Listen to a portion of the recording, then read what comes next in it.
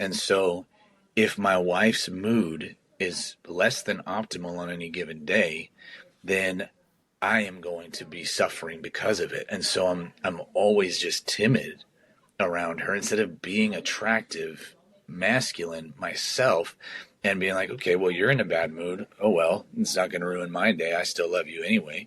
And man, when a guy can learn how to maintain his frame, even when his wife is up and down, that's when he starts the process of rebuilding attraction with her. Welcome to the Full Fueled Podcast. Welcome to the Full Fueled Podcast. Welcome to the podcast. With your host, Matt Tack. With your host, Matt Tack. Your host, Matt Tack. Who are you? I'm Dr. Alfred Alessi. Dr. Alfred Alessi. Dr. Alfred Alessi. They know by now, bro. They know by now. I'm going to set what the new normal looks like in my life. You're not limited by your genetics. You have a superpower that is lifting people up.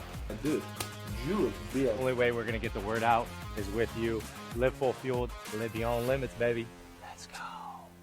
Welcome, everybody, to the Full Fueled Podcast. We're without somebody, but we got a great guest on the podcast today. I got Matt Hallock, author, podcaster, and coach. He is an awesome guy. We're going to dig in today. He wrote the book DNA of a Man. You got to go check that out. He also is the podcast host of the Man, Warrior, King podcast. And he runs a coaching program that is just helping guys thrive at the highest level possible in their marriage and the way they interpret and hear from the Father on a daily basis. So welcome, Matt. Looking forward to getting in here. Yeah, thanks, man. I appreciate it. I love it that we're both Matts too. So it's awesome. I know you're a good guy already because of that. But it's good to be here. I appreciate the invitation and reaching out to me originally. It's good, man. A lot of Matts in the world. I actually don't know the data behind that, but there are quite a few Matts. There are, yeah, I know. So cool. We want to dig in a little bit further. I am a massive book reader. So I want to dig into your book a little bit, the DNA of a Man, and then your story too. But I'm assuming that's a culmination a little bit of what you went through and then why you decided to write the book. But tell us a little bit about it. Yeah, you're right. It is a culmination of some pretty rough years of life. And I wrote it because it was like I had to. I didn't really have a choice internally, I had gone through the stuff that I had gone through, and I had always, from the time I was young, I'd always wanted to do work with the Lord. Originally I wanted to do ministry stuff, and then it kind of morphed, but I've always wanted to basically proclaim a message, speaking, whatever it is, I wanted to do that. And so when my life went through what it went through, first of all, I lost sight of that. I didn't think I'd ever be able to do anything worthwhile.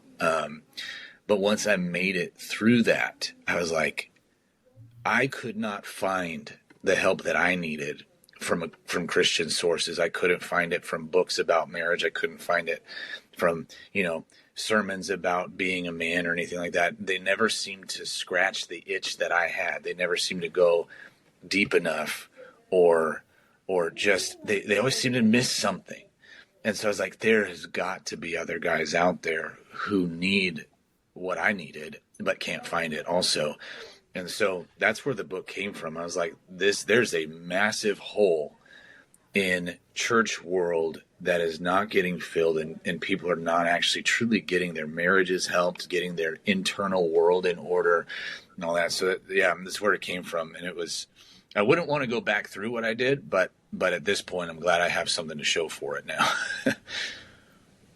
Yeah, that's so true, right? No one would ever want to go back through it, but it's part of your test is your testimony. Yeah.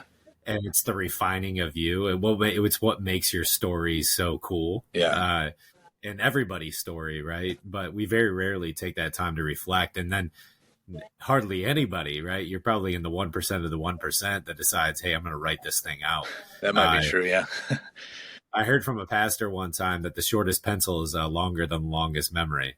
And isn't that so true when you decide to write things out and how that can be passed on? So yeah, kudos to you, man. That's awesome. Yeah. So Let's dive into it a little bit more. You said something kind of pre-show that really hit home and resonated, was this idea of like head, not the tail, right? Mm-hmm. And how we're like, in maybe today's society, we're losing that type of that alpha in a man, in a godly context, of being the head, not the tail. And then almost like elevating the wife where you're walking on eggshells all the time, right? And how that almost is unattractive to her. Yeah. So dig into that a little bit more. Yeah. So I know that and now I've come to learn, I'm not the only one. There's many men out there who go through life as the tail and not the head. And that's referring to, for anybody who's not familiar, it's referring to Deuteronomy chapter 28, where God is listing out the blessings of obedience followed by the curses of disobedience. And he says, yeah, if you are my people and you're following hard after me and your heart is mine, then my plan for you is that you would live as the head, which means I'm going to be calling the shots. I'm going to be looking around, assessing the situation, deciding what will be and what won't be happening, and not the tail, which is just getting wagged around, and I have no say over my life. I have no say over how good or bad it turns out. I'm just a victim constantly. And I would say that victim is a huge descriptor for what I would live as. And to marry that with the eggshell thing, like, if a guy has this mentality that I am a victim in my life, I'm a victim, and Christians, this is a rough thing for Christians, because we tend to view God in such a way where like he's controlling everything that happens because he's God. So if there's something bad that's going on in my life, it might actually be his will. Hopefully his will for me is that it would be good and pleasant, but sometimes that's not his will. And so we have this understanding that God is controlling everything. So really, I'm a victim of God, and I'm a victim of whether he decides to bless me or not. And so then I'm a victim also of my own brokennesses, my own weaknesses. I can't overcome those things. You show up in different realms of life, in different social situations, looking around, wondering what people think of you. And now I'm a victim of other people's opinions, rather than being on offense and being like, man, I'm here to be a blessing, and those people are lucky to have me here. But then in your marriage, like, you become a victim of your wife walking on eggshells because I don't have the confidence and self-worth to be okay on my own.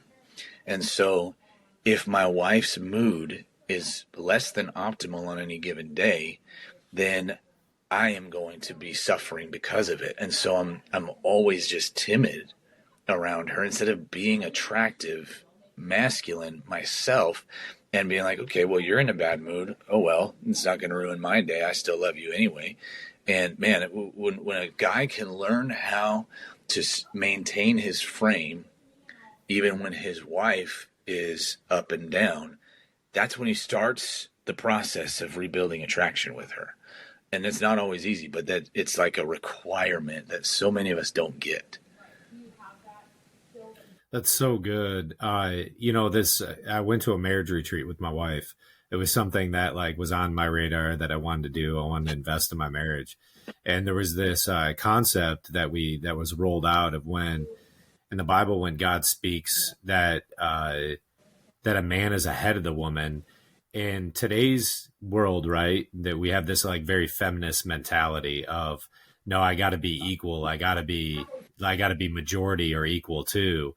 And in the biblical context, when you like kind of reframe that and really understand the context of it, and as we were walking through it, he was speaking purely in the physical tense of why the man needs to be the head. It's because I have the authority and the physical presence to purely control and dominate my wife. Mm-hmm. And if I wanted to, I could, but that's why that's such a fragile subject within the context and the biblical realm. And if you're following the Father, is that I could physically destroy her. I have the power to physically destroy her. Most men do. But I also have the power to elevate her. Yeah. And to make her feel worthy. Yeah. And that level of attractiveness is what you're talking about, as far as whether or not she is in the right mental state, emotional state. I need to vibe with that. Yeah. But I need to be above that and be able to elevate her, where she couldn't even, whereas like most men back down, it's that time of the month again. She's going through something and pushing it off. But it's really seeing it through the lens of what you're talking about. So I that was something that that really hit with me just even a couple months ago, of how we have the power to destroy, but then we also have the power to lift up. Yeah, that's a huge thing. So actually that reminds me of a reel that my wife sent me of Jordan Peterson talking about how like a good man needs to be a dangerous man.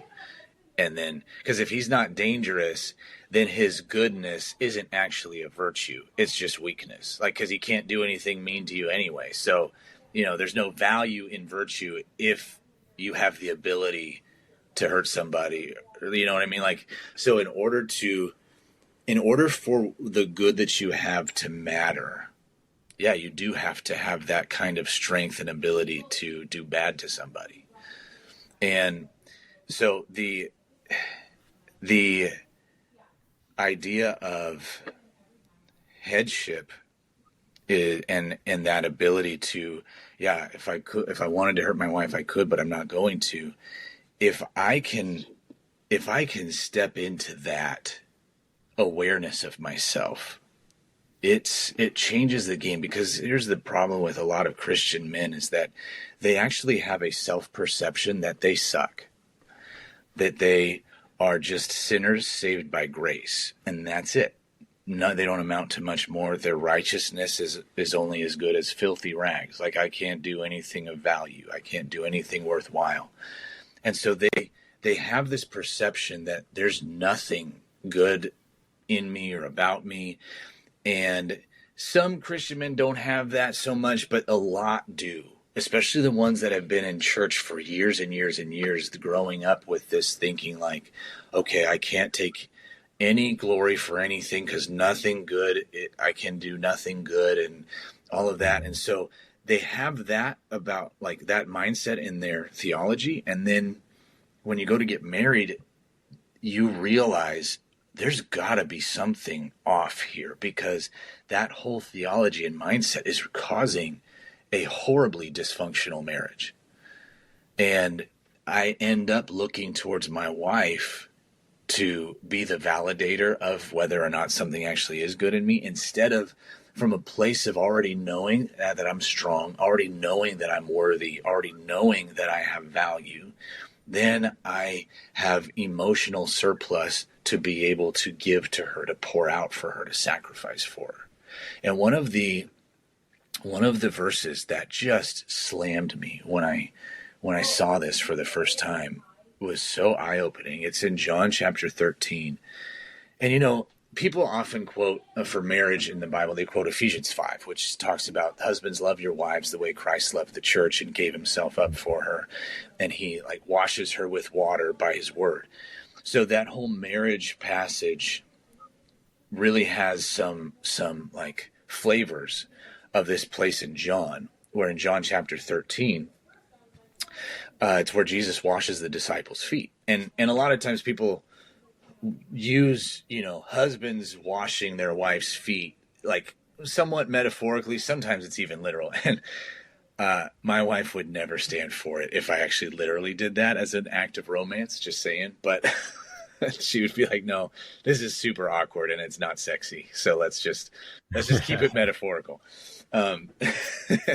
But people use that a lot. Like, husbands, you need to get low, serve your wife, wash her feet, stuff like that. Mm-hmm. So in this chapter of John 13, there's a verse that says, Jesus knew that he had come from the Father and that he was returning back to the Father, and he knew that all things had been given into his hands. And then the next sentence says, so he got up from where he was seated, took off his outer cloak, wrapped a towel around his waist, and began to wash his disciples' feet. And I never saw this for most of my life. It was just a few years ago I realized it. I was like, why would he say that this is a cause and effect? That Jesus knew his identity, his worth, his value. He knew how awesome he was, basically. And that's why he chose to get down and serve his bride, his disciples, and wash their feet. And I think a lot of men have been trained or conditioned to try to serve, sacrifice, but they're doing it from a place of internal emptiness where I don't have any of my own value. So I'm washing feet without the precursor that Jesus had. And so when I do that, it becomes needy. I'm actually, if I'm not already filled up for myself, anything I do towards my wife is me looking to get from her my own validation. So what I think I'm doing to love her, it's actually selfish because I'm needing something from her. Mm-hmm. So there's this big gaping hole in so many guys who are trying to love their wives well and who just are missing it because of their own mental lack of well-being on the inside. That's good. There's a lot in that. How did you, transitioning just a little bit here, though?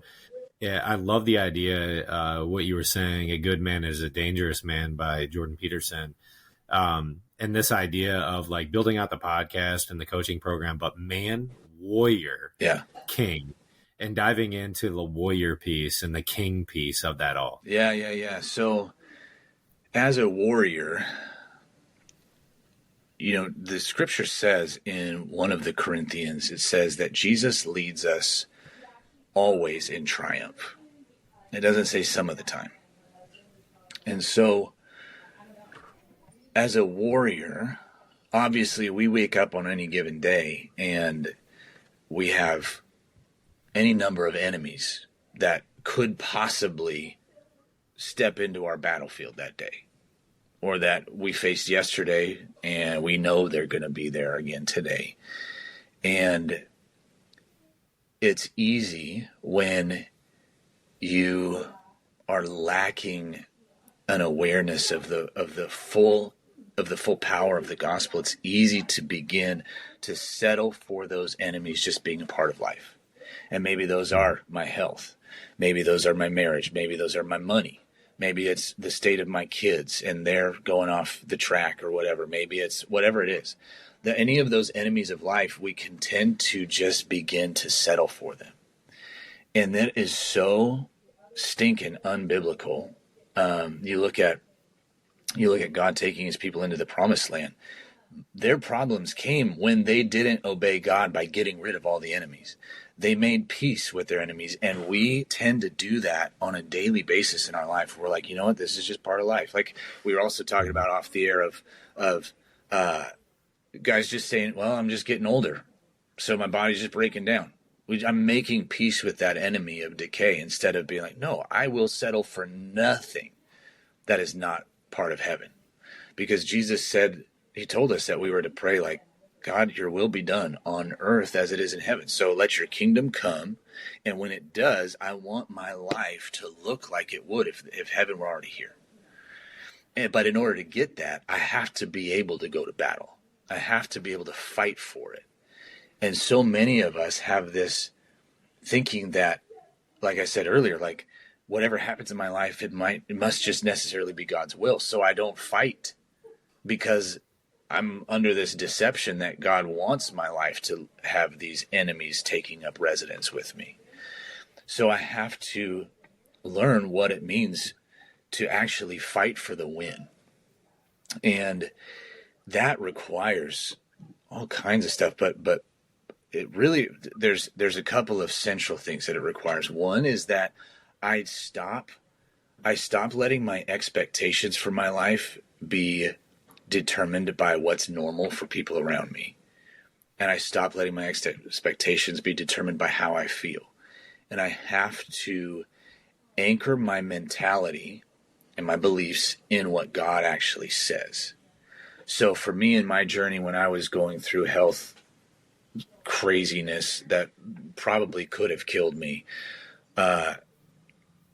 I had to intentionally not let my expectation for the future be shaped by the excruciating pain that I woke up every morning with. I had to be like, you know what? God says that he heals all of my diseases.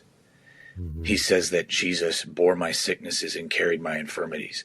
So I refuse to make peace with this disease. You are an enemy. I will never accept you. And so it's like, it's this, I don't take no for an answer mentality. And from there, we have to basically adopt a vigilance. The scripture says, be vigilant, act like men, always be watchful, because those thoughts, man, the thoughts that we think will either make us or break us.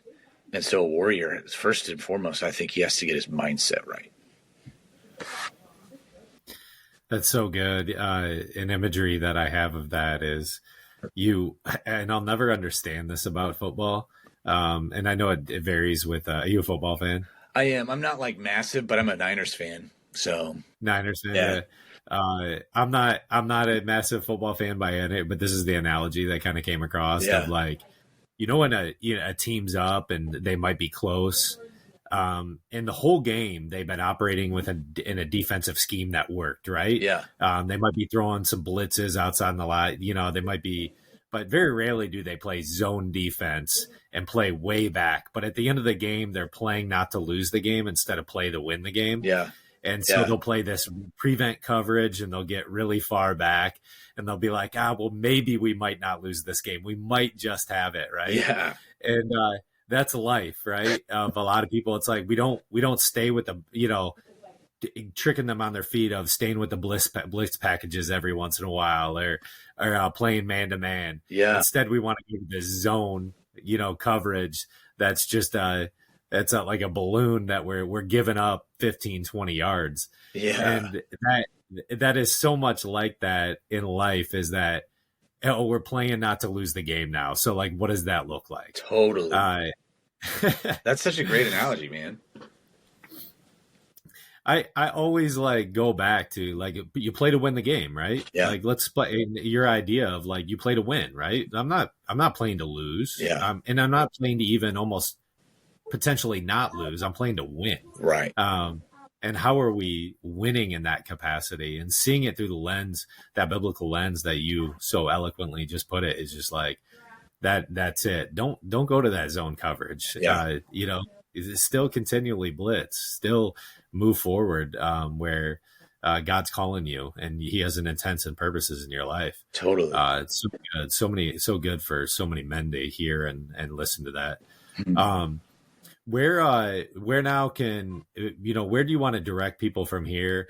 Tell us a little bit before we kind of sign off here about your coaching program, to maybe even a little bit about your podcast and where you expect that to go in the near future. Yeah. Just dive into that a little bit. Yeah. Thanks, man. So, everything kind of started with the book, The DNA of a Man. So if anybody wants to get started with me, I would recommend starting there by grabbing the book. I think it's up to almost like 10,000 copies sold now. And I've had so many emails or comments on Facebook or whatever from guys that are like, man, this book changed my life. And I didn't expect it, but that's how it's been. So that's where I would start. And you can find it at manwarriorking.com/DNA. It's also on Amazon as well.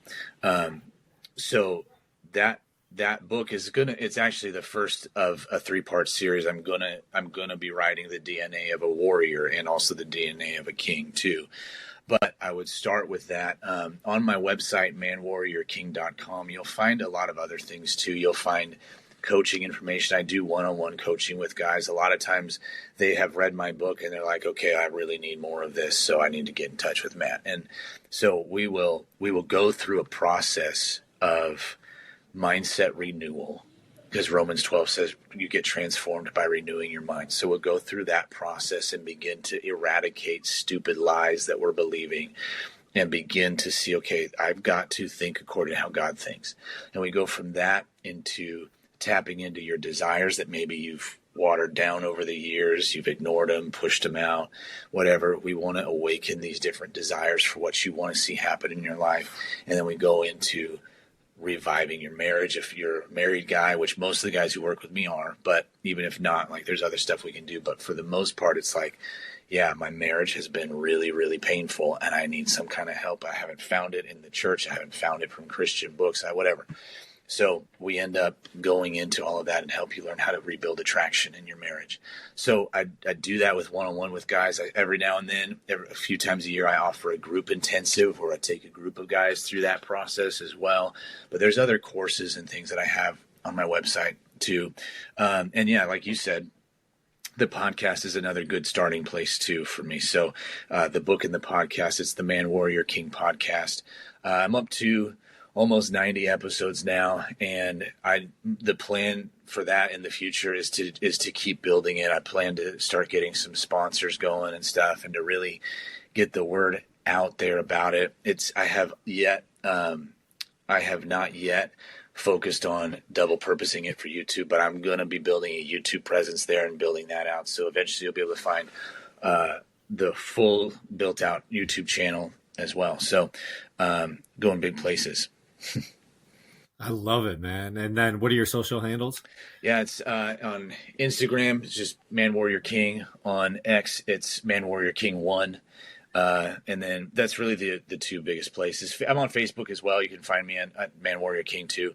But those are it. So, yeah. Thanks for coming on, man. So we have Matt Hallock, as I said, author, podcaster, coach. You got to go check him out. This has been a great episode, brother. I appreciate you coming on. Absolutely, man. Thanks for having me. Appreciate it, man. Always, we want to thank our sponsors. Number one, Alessi Functional Health, getting you into a pain-free future. Make sure you come check us out. If you're in the Tampa Bay area, we absolutely can get you fully optimized and live a healthier life. Then we have Nutrition Solutions. Head on over to nutritionsolutions.com. Enter code FULLFUELED15 and get 15% on your first order. Great high-protein meals that can give you the optimal day-to-day high-protein balance that you need. Many Americans right now are deficient in protein, so start maximizing your protein with Nutrition Solutions. And Spread Oaks Farms, head on over there. You can get 25% off your first order.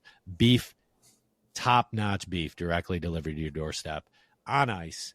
Put it in your freezer, cook it up. It's phenomenal. It's 1,000 times better than anything you're going to get at the grocery store. But as always, we want to thank you. Share, like, subscribe. We appreciate you listening in today. As always, live full fueled, live beyond limits, baby. Let's go.